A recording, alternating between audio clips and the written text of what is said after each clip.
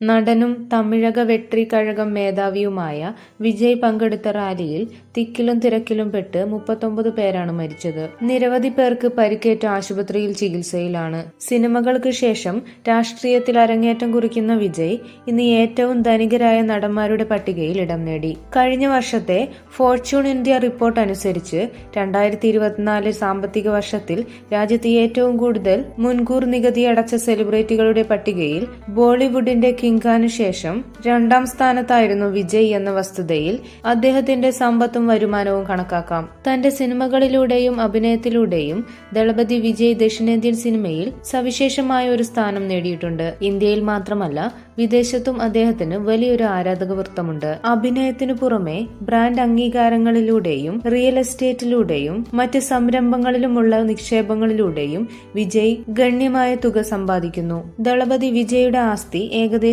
474 കോടി രൂപയാണ്. ഈ വരുമാനത്തിന്റെ ഏറ്റവും വലിയ ഭാഗം അദ്ദേഹത്തിന്റെ സിനിമകളിൽ നിന്നാണ്. സൗത്ത് സൂപ്പർ സ്റ്റാർ ദളപതി ഏറ്റവും ധനികരായ നടന്മാരിൽ ഒരാളാണ്.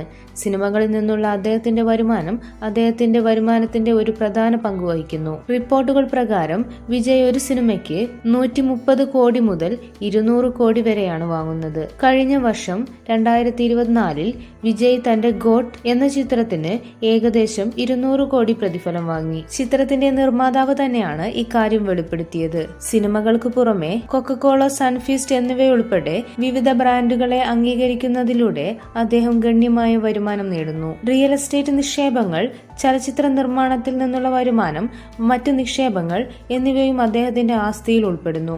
കൂടുതൽ വാർത്തകൾക്കും വിശേഷങ്ങൾക്കുമായി ഈ ചാനൽ സബ്സ്ക്രൈബ് ചെയ്യുക.